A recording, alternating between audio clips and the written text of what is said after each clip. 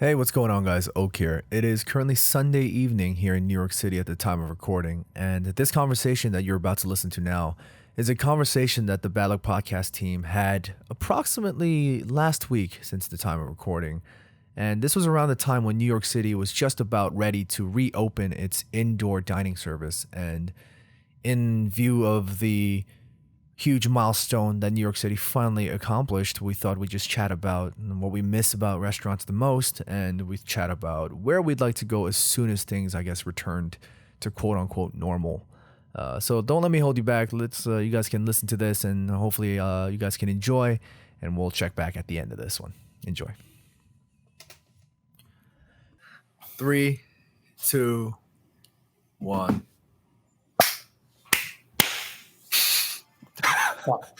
Take it on. Beautiful day, friends.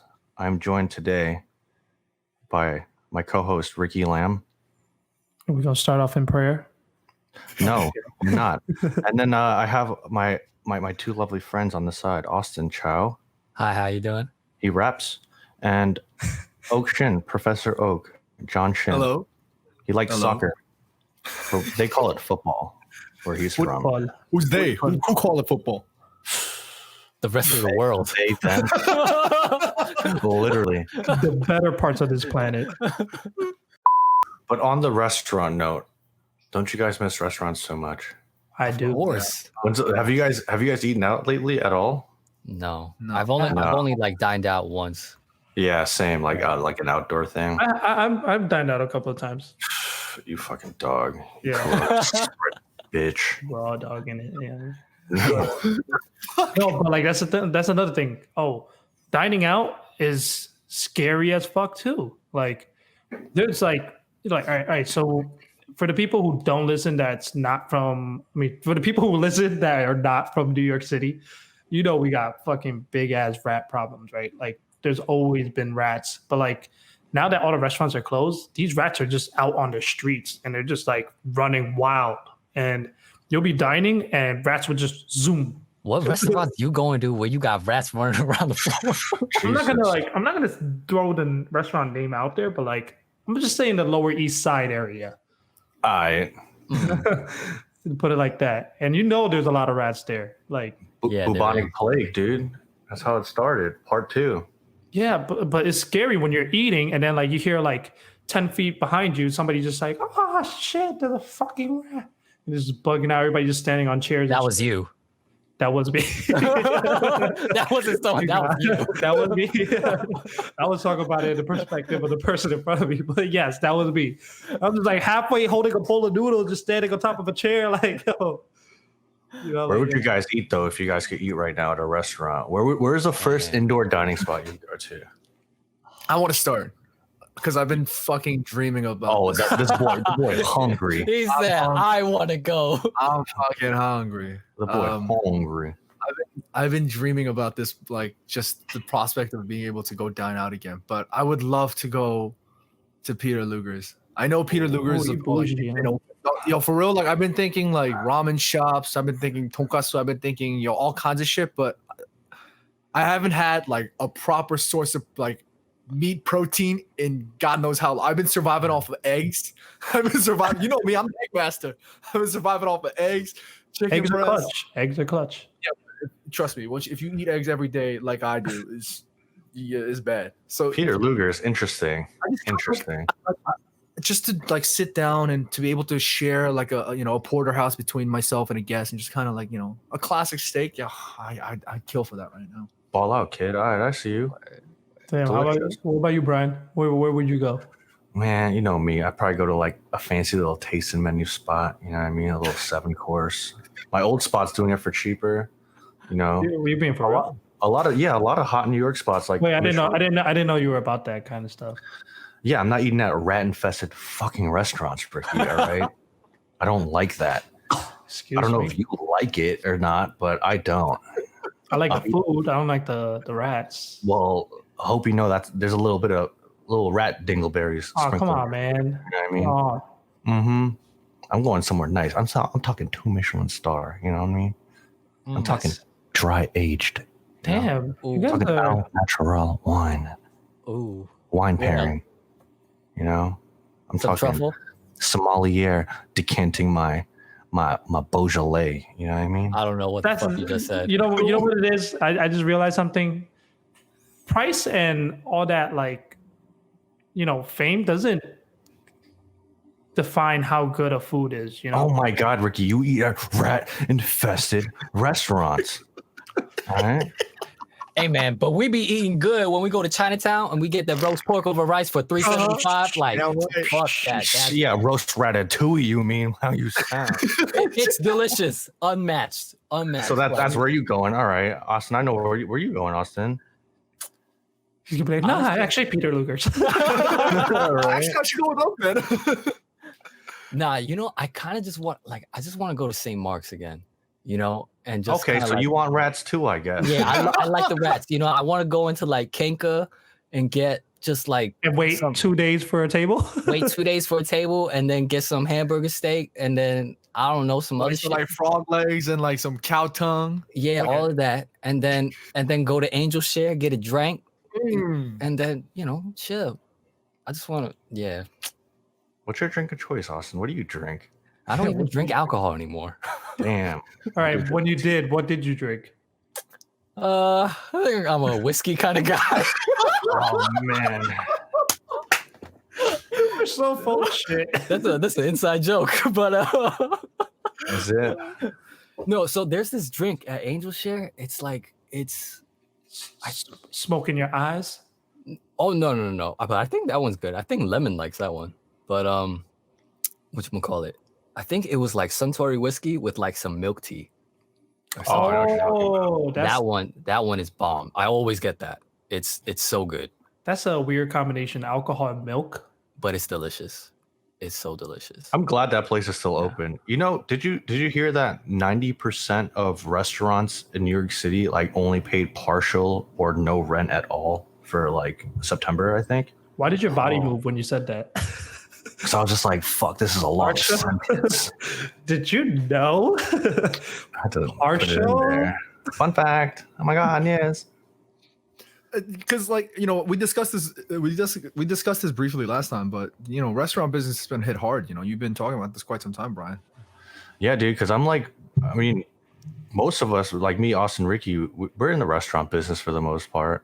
Not me anymore so much because I'm doing like more wine retail, but we were all at it at one point, and we know like good food in New York City is important, and it's not going to be the same anymore. Yeah, for sure. Like New York City is like the best place to get anything, like literally anything. Like I tell people that this is the capital of the world. Basically, I agree with that. Much is. I mean, that's why they call us the melting pot, right? Yeah, fuck off LA. Fuck you, LA. No, you can't say that, man. LA has some fire stuff. Oh, like tacos, like hands down, like tacos. You said fire stuff too soon, Ricky. Too soon. Oh shit! I didn't even realize that. God. Yo, I'm nice. Damn. That's fucked up, but I'm nice with this. Like I'm unintentionally nice. Speaking of wine in California, dude, Napa Valley, y'all Chinese people like your Cabernet Sauvignons? Goodbye. No more of that shit. Why Napa Valley? Wait, why Chinese? Wait, what? I like how both of the Chinese guys are just like, what are you talking about right now? No, it's a statistic that Chinese people drink more Cabernet Sauvignon than anyone in the world. But I bet you my parents and relatives wouldn't be able to pronounce that. Yeah, I was just about to say, I was like, I don't think my dad That's why they go, oh, Cali Cab. Carry Cab. California Cabernet. I'm low-key offended. That was the intention. This is because of the Kelly Keller joke and the fire joke. Okay, got it. Yep. Okay, well, in light, just to kind of figure out where we're talking with respect to New York City. Hold on. It wasn't my turn. When is my turn to talk about the food? Oh, we've been you guys went all around. I'm just waiting. I thought we were talking. We were gonna go get the. Oh wait, that was Austin's. Okay, they're gonna get to me. Okay. No, I don't want to talk about it. What the fuck? You made me stop. No, I'm kidding. All right. Best. Wait, not best. The first place to dine out, right? Dine in. Dine out. Yeah, dine in. Where would you go to dine in? Come on.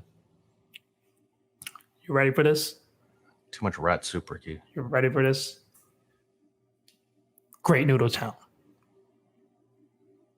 Why are you guys looking at me like that? You guys never been to? That was just like That was a pretty letdown? underwhelming. That was pretty that was underwhelming. underwhelming. Whoa. For the pretty audience underwhelming. listeners, there was You- absolutely no reaction when Ricky said the restaurant name. Great Noodle Town. Wait, have you guys been there? Yes. I mean, we've been there plenty of times. That shit is fire. It's only dope because they're open late, and now there's nothing to do late. You know, I'm not gonna get Great Noodle Town at 3 p.m. The fuck, It's a late night drunk spot. You know, like it's like Ricky, you're an alcoholic. You need help. Why am I being judged right now? I don't understand. I thought food was for everybody. Wait, I've never been to this place. Where is this? Thank you. Oh shit! Finally, okay. So it's this place in Chinatown. Want to say Bowery? I could be wrong, or Mott. In that but area. yeah. By the But bus. basically, it's just like it's just a place that's just been open since I don't know. I was born or some shit because I've always seen that place there, and it's just a really dope spot, especially because it's like 24 hours or some shit, and they just have like roast duck, roast pig, like barbecue pork, and like any rice dish you can think of. It's a very Cantonese style restaurant, and it's just very classic, and the flavors are just like chef kiss. Yo, that shit is bomb. Ricky, I Drunk gotta or take you not. out. I gotta take you out, Ricky. You again. Yeah, I want to go to one of your fancy places, man. Fucking Let me talk take you to a about fancy stuff. place. What's your nice ass Take me sweat? out. He gonna take you with that truly sponsor money at the best. Where you at, truly? Shit, I see you. I'm drinking your black cherry. This tastes like shit, but it's so good. Okay, well, I just thought maybe I'd get your feedback on this. So this is actually a conversation that people had in August, but I thought maybe given the fact that we're talking about New York City, I'd ask you guys. There was an article that was posted on LinkedIn, and it was written by a gentleman called James Altucher. I can't pronounce his name properly, but basically the He's probably article. Alsatian. No, but the article title was NYC is dead forever. Here's why. And I'll spare you the details, but he pretty much he opens up by saying, he loves NYC and whatnot, but he's listing all of these reasons, the business, he talks about all these things as to why he thinks NYC is dead and it's never going to be NYC of the old. I guess just to play devil's advocate, he lists a lot of the details and he talks about, statistics and all that. He backs up his points. You can agree or disagree. It doesn't matter. But he closes out by saying, I can go out at night to my favorite restaurants and then see my favorite performers perform. I can go to the park and play chess, see friends. I can take advantage of all this wonderful city has to offer. And then he closes that by saying no more. And it's a very grim closing. I just got chills. Ooh. And that was released early August. I think it was August 13th. And then, as you know, Jerry Seinfeld. I was just about to say that. Jerry Seinfeld, the comedian, for those of you who don't know, Jerry Seinfeld released an op-ed on New York Times, and it was released on August 24th. And the title of his is Jerry Seinfeld, So You Think New York is Dead? And then it closes with, it's not. And unfortunately, I'm blocked here with a subscriber paywall, so I can't read you the shit. But basically, he just says, no, it's not dead. And New York is going to come back. It's going to bounce back stronger than ever. And it's a very positive outlook. So, and he also shits on the people that were saying that. Just sort of, yeah. He's just basically saying yo, y'all New Yorkers, New Yorkers will never say die attitude. We're New Yorkers. We'll fight to the death. How can you guys give up on the city? And so the article by James Altucher is very, I guess, pessimistic, or I guess some might say realistic. Jerry Seinfeld's article piece is, I guess some might say realistic as well, but very on the optimistic end. So I thought maybe in light of that, I guess I'll ask you guys, what do you think? Do you think New York City will be, I don't want to say dead, but do you think New York City will be on the decline? We'll be going through some tougher times ahead, or do you think we'll bounce back from this? I think we'll be going through tougher times ahead for sure. And that's just going to go on forever. But what is different about New York is we're ready for that shit. We'll take on whatever hurdle is going to come this way. And I say that because I'm not saying it I traveled to mad places, but of all the places I've been to, there's nowhere else in this planet that has the same energy that New Yorkers have. And that goes about for anything, whether it's work ethics or, just staying on top of your game and like just sharpening your skills, whatever it may be. Like like New Yorkers are undefeatable in that category, and I think you guys could relate to that too for sure. Well, for me, it's like, over the years as we grow older, you find things aren't as rosy as they seem, right? As we get older, we face different problems and we face different obstacles, and you start feeling like life isn't as pretty as you thought it was when you were young. But that's as is with any trials and tribulations of growing up. But I just feel like, I don't want to say we've been through tougher, but we've been through some tough times. And knowing us New Yorkers, and we're not just saying this because, I mean, for some people it might sound like we're biased, but New Yorkers definitely are a different tough cup of gravy. And I think Ricky hit the nail on the head. Of all the places I've traveled to, New Yorkers definitely have a special energy. They have a certain level of camaraderie. There's a certain level of love. And have you ever had someone try to sell you their mixtape? That's the perfect example, man. Like, dude will follow you for 3 blocks. Like, where else can you have that kind of energy? For me, though, I think it like who wrote the first article? Who's the dickhead? James Altucher. All right, James Dickhead. He's probably from Staten Island or some shit. Oh shit! But I think it's a shame that he says stuff like that. Just because if he's a true New Yorker, he would know that. I feel like the base of New York, of like what it was like right pre-corona, was more just like, I feel like it was like the first generation of like immigrants that really like built the staple of like what it is. You know what I mean? And I really think it's sad because now that we're on the next generation, it's really up to the next generation to kind of like continue those like more like traditions or like, businesses. But I think that's what it really comes down to, is like, if the second generation wants to like rebuild what the old generation built, like for example, Ricky loved Noodle Town. Like, imagine like that shit doesn't work out and like their son has to like run over. Like, do you think he'll do it at this time? Probably, maybe not. I really think it's up to that. I think it's a shame that he said that, just because he's kind of like more or less shitting on like the hardworking families that try to keep New York. Man, homie had a bad day and decided to write a whole ass essay. What's his name one more time? Kevin? James Altucher. Fucking A. Dickhead. Like, he sound like he just like there's ups and downs for everybody, right? I think we just caught this dude on a down day, and he just like, I gotta talk to somebody. Dude's from fucking Boston. Word. Yeah, I want to look into that. Like, I want to see where you from? For real, he's wilding. Because like, I mean, it's really just the corona restrictions. I feel like everyone's like armed and ready to go back to work type of thing and make everything go back to normal and like quickly get back to it. You know what I mean? But it's just the corona restrictions. Because like, I feel like when it comes down to all the people that moved out of New York within the corona, were like, all the people were like super rich. Like, I can't really talk on the behalf of like these fucking financial dudes and shit, but I feel like I could talk on behalf on like the immigrants, the smaller companies and businesses. And yeah, it's a shame because he's really just like shitting on them when all they were doing is working hard, and they're probably still open. People are still doing your laundry. James, Kevin, whatever the fuck your name is, you're not doing your laundry. Damn, I'm gonna try to get James on this podcast so you can get 1v1 with James on this shit. You better get jumped. For real, he can't. New York Times, James? Is this who it is? No, it's not. He's not New York Times. Fucking writing for the Tribunal, boy. The Onion. Oh shit. Well, hopefully us New Yorkers can contribute to the fight back, because we're all raring to go. Hopefully. No, but wait. I want to just touch on that. Yeah, exactly. I wanted to say that as a true New Yorker, like, don't go to Target. Don't go to fucking ShopRite. Go support the little bodega. Go support like the little mom and pop shop. Like, you get the same thing from them, but like, it's going to the pockets of people who really need it. And I think that's a very conscious way. Yes, Amazon is easy, but you could feed a kid.